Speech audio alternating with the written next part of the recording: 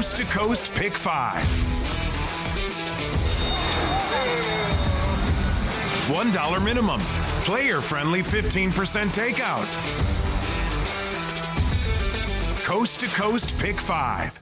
Sunday, April the 21st, and you know what Sunday means? It means we have an opportunity to play the Coast to Coast Pick 5. First Racing has put together a really fun wager every Saturday and every Sunday that combines 5 races from Gulfstream Park in Santa Anita with a 15% low takeout. And with a $1 base minimum, it's a difficult wager to hit because you can't really spread around and use all that many horses, or it becomes a very expensive ticket. And just to save you a few bucks, DRF has given you free past performances for every Coast to Coast Pick 5 sequence. Let's jump in and take a look at the sequence for Sunday. The sequence starts out at Gulfstream Park in race number 8. Let's get on out there and take a look at the field. I'm going to use the 1, Jan's Girl, who I think should sit pretty close from the inside. If you just eliminate that Beverly D race where she was facing a lot tougher, this is a good spot for her. Bramble Bay, second start after a 3-month break with some of the best overall turf form here. And then 30 Thou Kevin should actually be forwardly placed in a race that doesn't have a whole lot of speed. And I'm sorry, Kelvin, you're not Kevin. Kelvin, good luck here. Perhaps tonight will come closing. This is a horse who 2 starts back just missed and really looked like a winner that day. So not the easiest race to start this Coast to Coast Pick 5 sequence. 1, 2, 3, and 5. The second leg of the sequence, we stick at Gulfstream Park, and it's race number 10. This one's a 1.16 miles on the turf course. Maiden, $35,000 claimers. The two Mocalientes just coming out of much better races. This horse takes the blinkers off, drops in class, second start back off the break. Just feels like this is a really, really good group for Mo Caliente to show what he's got. Winning Field, probably the horse to catch, just missed last time out. So the 3 very live on the front end. And then Rapscallion's first turf start was a good one in a similar spot. We'll use the 2, the 3, and the 8 there at Gulfstream Park in race number 10. We head over to Santa Anita for the next 3 legs of the Pick 5 sequence. This is a short field, but it's a challenging little race because in theory is real quick, but there are a couple others that have some speed. So I for sure want to have In Theory on the ticket because I think she may be the quickest and may be able to just win the battle and kick on. But if not, if they go too quick early, horses that could take advantage. Tambo to the outside. This filly is really honest. She fights very hard. She can sit just off and pass horses. And then if they go very quick, Navy Bell will come rolling late. She gets back to 6.5 furlongs, and she was just behind a horse named Where's My Ring, who came out of that race and went over to Aqueduct and won a stakes race.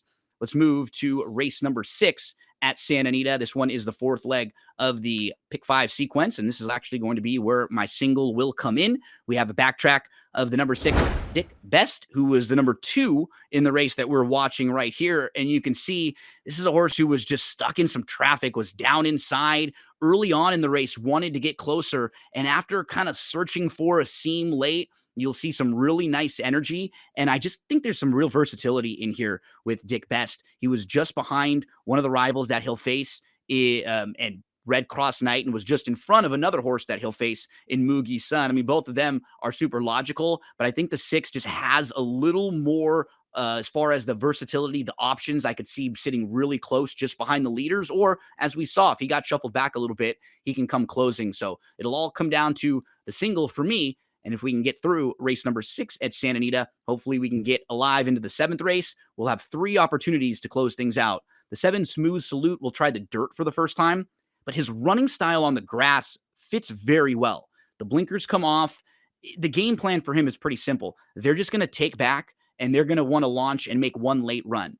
To the outside, you have Bad Sneakers. He's sort of the opposite. He's going to be forwardly placed throughout. He'll make his second start back off a short little break. So that last race probably gets him a little bit of fitness and builds up some of the stamina. He can be in the mix throughout. He's probably got the highest ceiling in this race. If everyone were to show up and run their best race with their A game, Bad Sneakers probably wins this thing. Dual threat, kind of interesting. I think a horse who may be dismissed because he comes off of a race at Turf Paradise last time out. But the races at Santa Anita back in December and January would be very competitive with this group.